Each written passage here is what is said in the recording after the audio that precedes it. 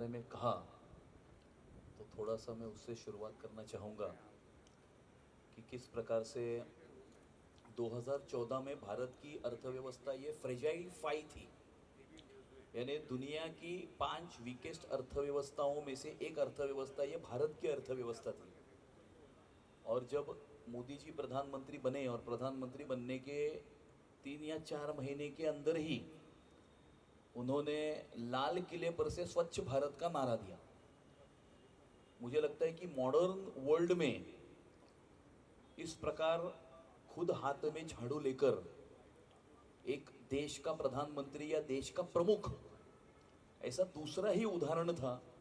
पहला उदाहरण 1960 के दशक में सिंगापुर के तब के जो राजनेता थे ली क्वेन यू, इन्होंने थर्ड वर्ल्ड से लेकर फर्स्ट वर्ल्ड तक सिंगापुर का प्रवास या प्रवास की शुरुआत हाथ में झाड़ू लेकर की थी। और जब उन्होंने कमान संभाली थी तो सिंगापुर एक थर्ड वर्ल्ड कंट्री थी, और आज सिंगापुर क्या है हम सबको पता है। मुझे लगता है कि वो एक क्षण 1960 के दशक का और 2014 का ये क्षण भारत का, इसमें कहीं ना कहीं साम्य है, फर्क भी है। फर्क ये है कि वो कोई डेमोक्रेटिकली इलेक्टेड गवर्नमेंट नहीं थी भारत की, तो ये democratically elected government Modi ji की है। और पहले लाल किले पर से स्वच्छ भारत का नारा देकर पूरे देश की जनता को हमारा देश स्वच्छ रहना चाहिए, इसके लिए उन्होंने प्रेरित किया। प्रेरित करने के बाद हमारे एक भूतपूर्व प्रधानमंत्री जी ने एक ऐसा वक्तव्य किया था कि जब भी मैं 100 रुपये भेजता हूँ तो 85 रुपये हवा में गायब हो जाते हैं, नीचे पहुँचते पहुँचते 15 पैसे पहुँचते हैं, या 100 में 15। राजीव गांधी जी ने ये बयान दिया था। और फिनेंशियल इंक्लूजन कहीं ना कहीं लाने की आवश्यकता थी।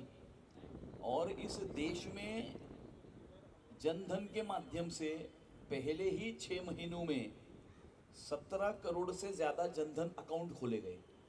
आज जनधन अकाउंट की संख्या ये 50 करोड़ पार हो चुकी है।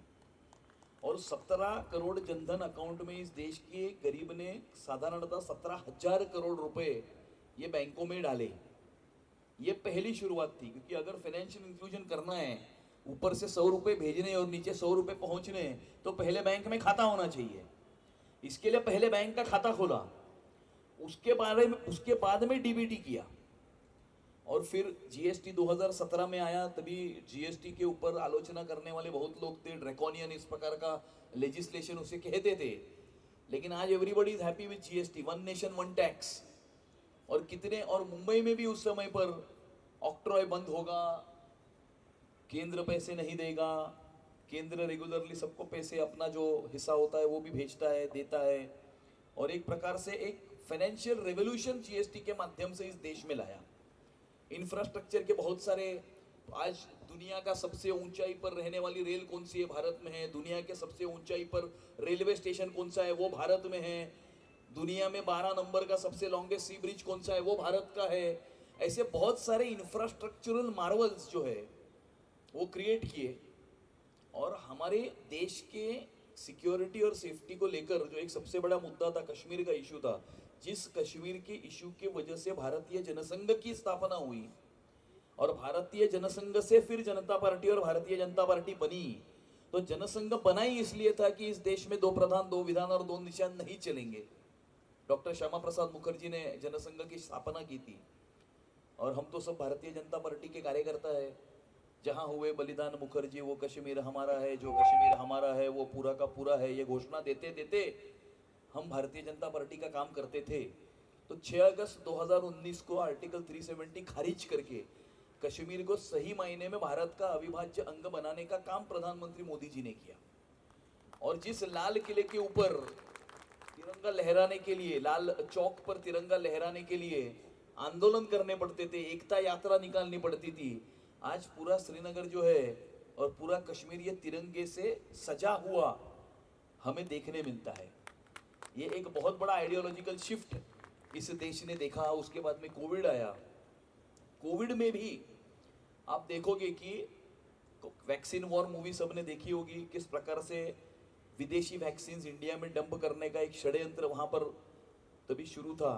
लेकिन कोविड से बाहर आने वाली सबसे पहली अगर कोई अर्थव्यवस्था है तो वो भारत की अर्थव्यवस्था थी, और इसके 2 मुख्य कारण थे।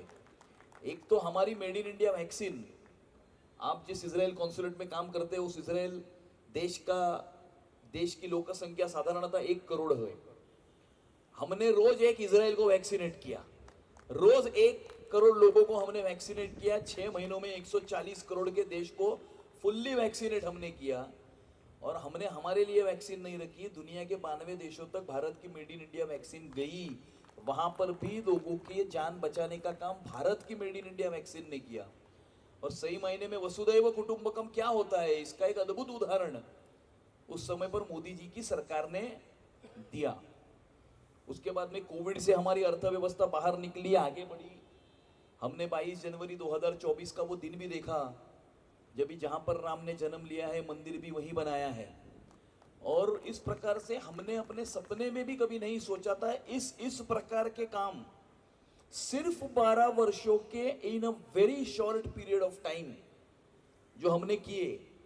और शायद मुझे ऐसा लगता है कि 1947 के बाद भारत की सरकार, हिंदुस्तान की सरकार एक ऐसी सरकार है जो सिर्फ भारत में रहने वाले 140 करोड़ भारतवासियों की चिंता तो करती ही है, लेकिन इस दुनिया के कोने में अगर भारतवासी कहीं संकट में है तो उसको भी बचाने का काम हिंदुस्तान की सरकार करती है। हमने येमेन में देखा, जब येमेन का युद्ध छिड़ा था, 3000 से ज्यादा भारतवासियों को सुरक्षित रूप से हिंदुस्तान में फिर से लेकर आने का काम भारत की सरकार ने किया। रशिया और यूक्रेन के युद्ध की शुरुआत हुई थी तो हमारे 20,000 स्टूडेंट्स वहां पर पढ़ रहे थे। भारत की सरकार ने 4 मंत्री भेजे, एक लंदन में बैठा, एक बुदापेस्ट में बैठा, एक जर्मनी में जाकर बैठा, एक रशिया में जाकर बैठा। और 4 मंत्रियों ने तभी 20,000 से ज्यादा भारतीय विद्यार्थियों को सुरक्षित रूप से अपनी मातृभूमि में लौटकर लेकर आने का काम हिंदुस्तान की सरकार ने किया। इतना ही नहीं, पाकिस्तान के विद्यार्थी भी वहां पर थे, उनको लेकर जाने के लिए उनकी सरकार नहीं आई थी, वो भी लाइन में तिरंगा लेकर खड़े हो गए, उनको भी हिंदुस्तान की सरकार हिंदुस्तान में यहां पर लेकर आई, यहां से फ्लाइट पकड़ के वो अपने देश में चले गए। मुझे ऐसा लगता है कि in a very short period of time we have seen a revolutionary change in the functioning of this country. और अभी तो हम दुनिया की चौथी सबसे बड़ी अर्थव्यवस्था बन गए हैं। 2029 तक हम दुनिया की तीसरी सबसे बड़ी अर्थव्यवस्था बन जाएंगे। $5 ट्रिलियन की अर्थव्यवस्था हमारी बन जाएगी। मुझे ऐसा लगता है कि there is no looking back from here and the people of this country have gifted themselves by voting, by exercising the biggest right that the constitution of this country has given you, by voting a leader like Modi and gifting yourselves this nationalist, progressive, reform based government which has brought about revolutionary changes as far as this country is concerned. Amit ji, आपने national level पे transformation का जो मुद्दा लिया, ये transformation के 2 और भी अंग है। एक तो राष्ट्रीय सुरक्षा, मुझे याद है जब भी टेररिस्ट अटैक हुआ करते थे, और एक नहीं, हर 3 महीने बाद, हर 2 महीने बाद टेररिस्ट अटैक हुआ करते थे, तो देश के गृह मंत्री 6 बार कपड़े बदलते हुए हमने देखे हैं। कभी चीफ मिनिस्टर अपने बेटे को वो मूवी शूटिंग के लिए वहाँ पे लेके जाते हुए देखे।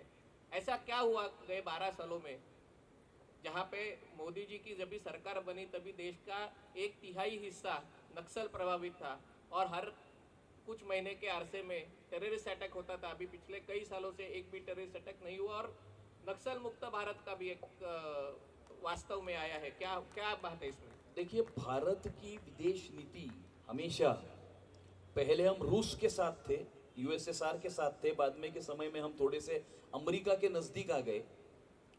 तो भारत की विदेश नीति हमें या दिस वे या दैट वे के बीच में लटकती हुई हमें दिखाई दी।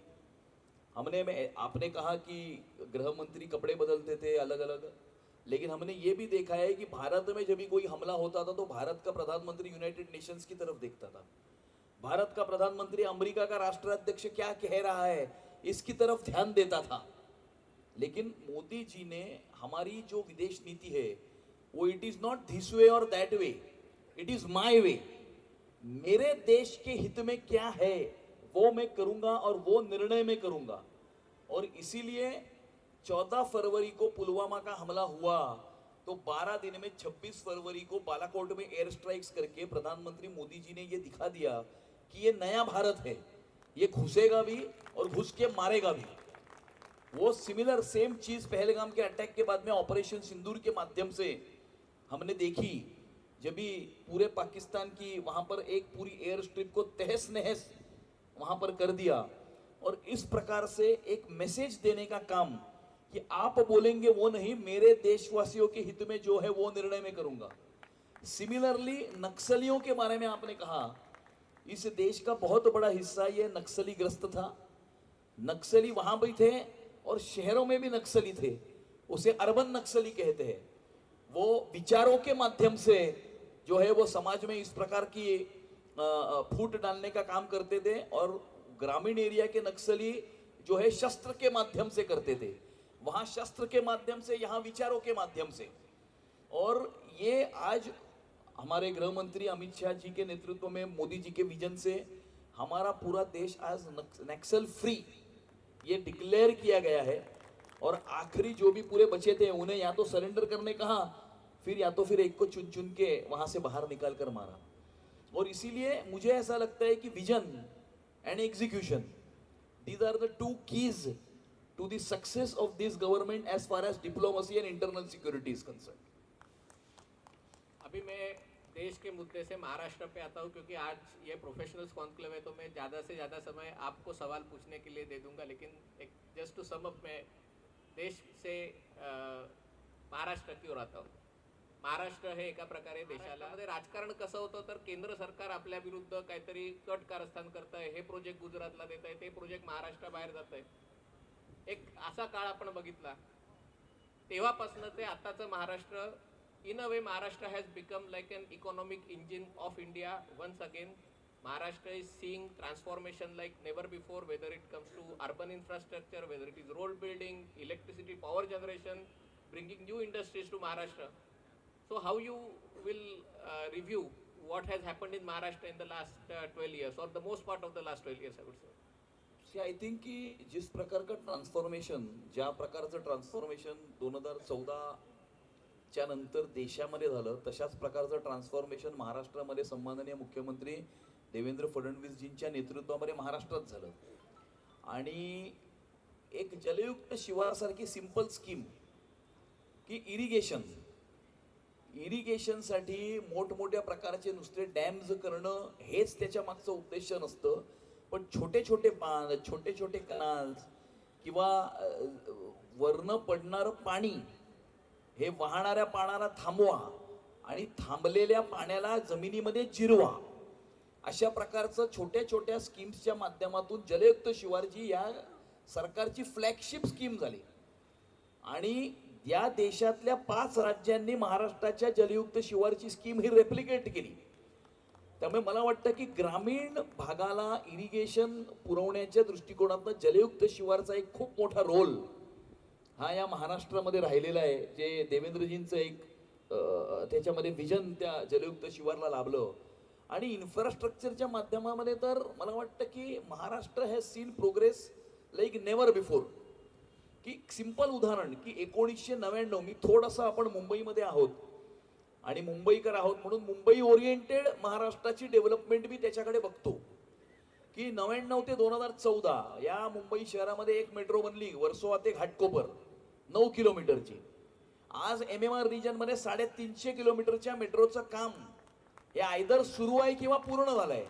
150 किलोमीटर साधारणतः पूर्ण झालंय, 150 किलोमीटरचं काम सुरू आहे। या 350 किलोमीटरच्या मेट्रोमुळे या देशाचं मेट्रो नेटवर्क हे 1000 किलोमीटरचं झालंय।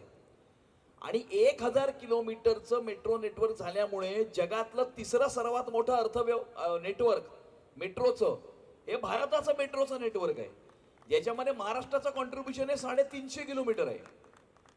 त्यामुळे कनेक्टिव्हिटी असेल, कोस्टल रोड बघा आपला, आपण कोस्टल रोडवरनं जातो तर त्यावेळेला आपल्याला असं वाटतच नाही की आपण भारतामध्ये आहोत। कदाचित आपल्याला असा आभास होईल की आपण दुबईच्या पामच्या रस्त्याने जातोय। आणि आता त्याच्या आजूबाजूचं ओपन स्पेस ज्या वेळेला डेव्हलप होतील, ज्या वेळेला ती हिरवळ तिकडे डेव्हलप होईल, त्यावेळेला कम्प्लिटली वेगळंच चित्र त्या कोस्टल रोडचं आपल्याला बघायला मिळेल। पण कोस्टल रोडची संकल्पना कोणाची होती? ती महाराष्ट्राचे माजी मुख्यमंत्री पृथ्वीराज चव्हाणांची होती। देवेंद्रजी ओपनली सांगतात की ही माझी संकल्पना नाही, परंतु स्वतःची संकल्पना असलेल्या प्रोजेक्टला स्वतःच्याच केंद्र सरकारकडनं एकही एनओसी पृथ्वीराज चव्हाण आणू शकले नाहीत. 2014 मध्ये देवेंद्रजी मुख्यमंत्री झाले, त्यांनी केंद्र सरकारच्या सर्व परवानग्या मिळवल्या, प्रधानमंत्रीजींच्या टॉप 100 प्रोजेक्ट्स मध्ये कोस्टल रोडला टाकलं आणि सगळ्या परवानग्या मिळवल्या. आणि आज कोस्टल रोड काय झालाय तो आपण बघतोय. आता तो पुढे वांद्रे ते वर्सोवा ते पुढे भाईंदर पर्यंत हा पूर्ण कोस्टल रोड जाणार आहे. कारण मुंबई शहरातलं 60% traffic uses western express highway. What the coastal road will do is coastal road will decongest western express highway जो पॅरलल आहे. म्हणजे एक ईस्टला वेस्टर्न एक्सप्रेस आहे आणि वेस्टला कोस्टल रोड आहे. तर वेस्टर्न एक्सप्रेसला डिकंजेस्ट करण्याचं काम हे कोस्टल रोड करेल. अटल सेतू त्याची संकल्पना 1970 सालची आहे. अटल सेतूची म्हणजे एक कुठला तरी एक असा समुद्रावरनं सेतू असला पाहिजे जो सेंट्रल मुंबईला नवी मुंबईपर्यंत जोडेल. जेव्हा नवी मुंबईचं एअरपोर्ट होईल, कधी होईल परमेश्वराला माहिती, कोणालाच माहित नव्हतं. पण नवी मुंबईचं एअरपोर्ट सुद्धा झालं आणि सेंट्रल मुंबईला नवी मुंबईशी जोडणारा अटल सेतूही पूर्ण झाला. आणि हे सगळं फक्त त्या 9 वर्षामध्ये झालं. म्हणजे मधली 3 वर्ष महाराष्ट्रातलं एक वेगळंच स्वप्न बघायला मिळालं होतं, बुरा सपना. तर ते तुम्ही बुरा सपना काढलं तर त्या 9 वर्षामध्ये ज्या प्रकारे कोस्टल रोड, अटल सेतू, कुणीतरी म्हटलं होतं 2008चा जेव्हा हमला झाला मुंबई शहरावर की मुंबईमध्ये सीसीटीव्ही कॅमेरा लावू. टेंडर काय त्याचं काहीच केलं नाही. 2014 मध्ये ज्यावेळेला देवेंद्रजी मुख्यमंत्री झाले तेव्हा त्यांनी टेंडर काढलं, वर्क ऑर्डर दिली, काम पूर्ण केलं. आज entire Mumbai is wired with more than 10,000 CCTV cameras connected directly to the police control room. आज मी तुम्हाला एक छोटंसं उदाहरण सांगतो. मी मागच्या गणपतीमध्ये फिरत असताना रात्री 1:45 वाजता चेंबूरमधनं बाहेर पडत होतो. त्या दिवशी मला वाटते गौरी पूजनाचा दिवस होता आणि गौरी पूजनाच्या दिवशी आपल्या माता भगिनी गौरी पूजन करायला सगळीकडे जातात. मी त्या चेंबूरच्या एका गल्लीतनं रात्री 2 वाजता बाहेर येताना एकटे चालत येताना बघितलं. हे कॉन्फिडन्स आहे मुंबई शहराचं की Mumbai is a safe city. आज रात्री 2 वाजता सुद्धा आपली कुठलीही महिला माता भगिनी मुंबई शहरामध्ये एकटा प्रवास करू शकते, रिक्षात करू शकते, कॅब बंद करू शकते, मेट्रोत करू शकते, ट्रेन बंद करू शकते. त्यामुळे मुंबई एक सेफ सिटी आहे. ते सेफ सिटी तयार करण्याकरता हे सीसीटीव्ही कॅमेराचं जे नेटवर्क आहे it plays a major role की there is somebody always watching us. कोणी 10,000 वॉचमन देवेंद्रजींनी मुंबई शहरामध्ये सीसीटीव्ही कॅमेऱ्याच्या माध्यमातून 10,000 वॉचमन बसवलेले आहेत. 10,000 सिक्युरिटी ही बसवलेली आहे, 10,000 पेक्षा जास्त. आणि त्यामुळे हा जो एक प्रवास आहे मुंबईचा, महाराष्ट्र समृद्धी एक्सप्रेसवे, म्हणजे मी तुम्हाला सांगतो, मला विधानसभेतला तो दिवस 2017 साली आठवतो ज्या वेळेला 37,000 कोटीचा मुंबई नागपूरला कनेक्ट करणारा समृद्धी एक्सप्रेसवेची घोषणा ही त्यावेळेला मुख्यमंत्री देवेंद्र फडणवीस यांनी विधानसभेत केली होती. मी तुम्हाला सांगतो त्यावेळेला विधानसभेमध्ये उपस्थित असलेल्या प्रत्येकाला आणि नंतर दुसऱ्या दिवशी पेपरात आल्यानंतर प्रत्येकाला असं वाटलं होतं की हे होईल. म्हणजे 8 वर्षांनी, 10 वर्षांनी, 12 वर्षांनी, 15 वर्षांनी, जसं 1970 साली अटल सेतूची संकल्पना मांडली आणि 2022 साली अटल सेतू झाला 50 वर्षानंतर, तसा कधीतरी होईल समृद्धी एक्सप्रेसवे. पण आता समृद्धी एक्सप्रेसवेचं उद्घाटन झालं 2022-23 ला. म्हणजे 6 वर्षामध्ये एवढा मोठा प्रोजेक्ट मुंबई नागपूरला कनेक्ट करणारा हा 6 इयर्स मध्ये हा कंप्लीट झाला.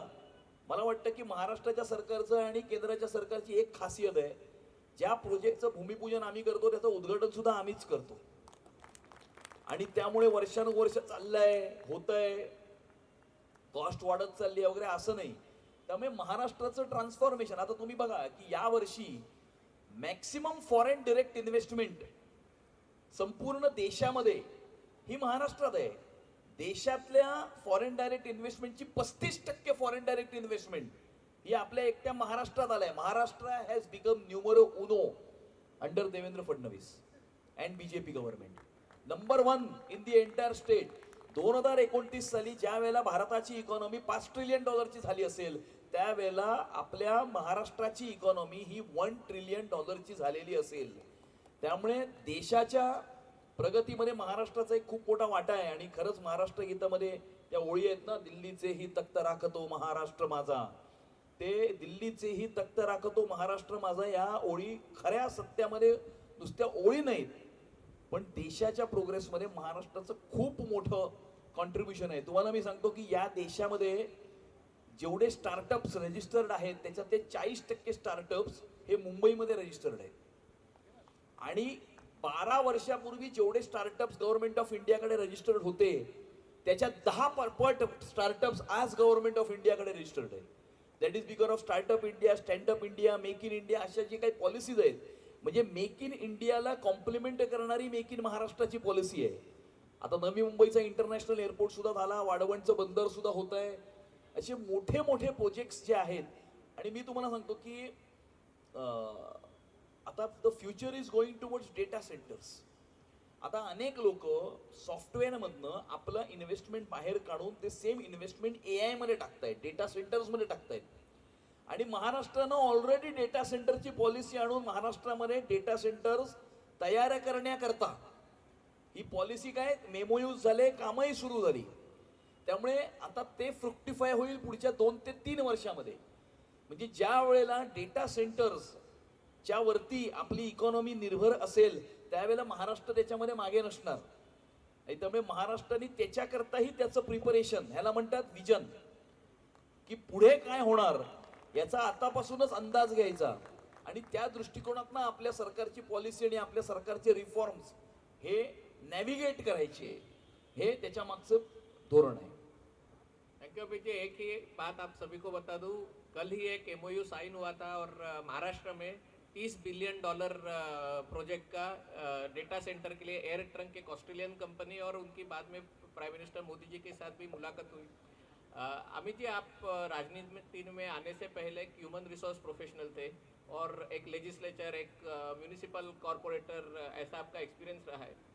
जो ट्रांसफॉर्मेशन की एक बात कर रहे हैं, क्योंकि मुंबई जैसा एक शहर है कि जिसमें 17 अलग So one mechanism in your online age, one mechanism if you have that I can connect to, where I can give a complaint in the 24 hours, because I was hearing each and every word that you said. Opposite my family stays at 2 AM, 3 AM, 4 AM. परिसरात घेतोय काय नेमकं याच्यातून सांगण्यात आलं? गेल्या 12 वर्षामध्ये मोदीजींच्या सरकारने या देशामध्ये ज्या प्रकारे उन्नती, प्रगती आणि विकास केलेला आहे, मोदीजींच्या सरकारला 12 वर्ष पूर्ण झालेली आहेत. त्याचबरोबर मुंबईच्या महानगरपालिकेमध्ये मुंबईकरांनी भाजपा महायुतीला आशीर्वाद दिल्यानंतर मुंबई महानगरपालिकेमध्ये भाजपा महायुतीला 100 दिवस पूर्ण झालेले आहेत. याचाच एक भाग म्हणून या ठिकाणी आज प्रोफेशनल कॉन्क्लेव्हचं आयोजन केलेलं आहे. डॉक्टर, CS, प्रोफेशनल्स अशा विविध क्षेत्रातील या ठिकाणी नागरिकांना या ठिकाणी आमंत्रण केलेलं आहे. आणि मोदीजींच्या सरकारचे 12 वर्ष आणि मुंबई महानगरपालिकेमध्ये भारतीय जनता पार्टीचे 100 दिवस या संबंधामध्ये चर्चा करण्याकरता आजच्या कार्यक्रमाचं आयोजन करण्यात आलेलं आहे. सर, ज्या कॉक्रोच जनता पार्टीचा सोशल मीडियावर ट्रेंड झाला, त्यांचा आज दिल्लीत जे ते आंदोलन करण्यात आलेलं आहे, या सगळ्या आंदोलनाकडे तुम्ही कसं पाहता? कॉक्रोच जनता पार्टी ही एक मेम होतं, हे एक ऑनलाईन एक्सप्रेशन होतं एका पर्टिक्युलर कॉमेंटच्या संदर्भामध्ये. आणि त्यामुळे विरोधी पक्षानं याच्यावरती जो बवाल उभा केला, त्यांना असं वाटलं की हिंदीमध्ये म्हणतात की डुबते को तिनके का सहारा.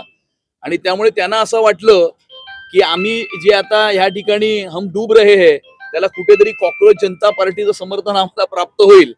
आणि त्यामुळे विरोधी पक्षांनी यामध्ये खूप मोठ्या प्रमाणावरती अशा प्रकारचं एक बवाल उभं केलं होतं.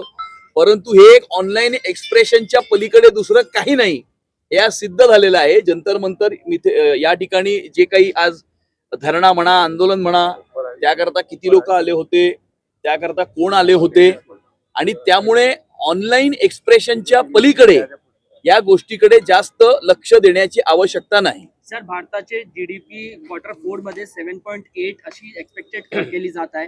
काय म्हणणं आहे तुमचं? नाही, गेल्या 12 वर्षामध्ये मोदीजींच्या सरकारने ज्या प्रकारे रिफॉर्म्स या देशामध्ये केलेले आहेत, त्यामुळेच भारताची अर्थव्यवस्था जगातली 4थी सर्वात मोठी अर्थव्यवस्था झालेली आहे. येणाऱ्या 2-3 वर्षात भारताची अर्थव्यवस्था जगातली 3री सर्वात मोठी अर्थव्यवस्था होणार आहे. 2029 साली भारत $5 ट्रिलियन इकॉनॉमी होणार आहे.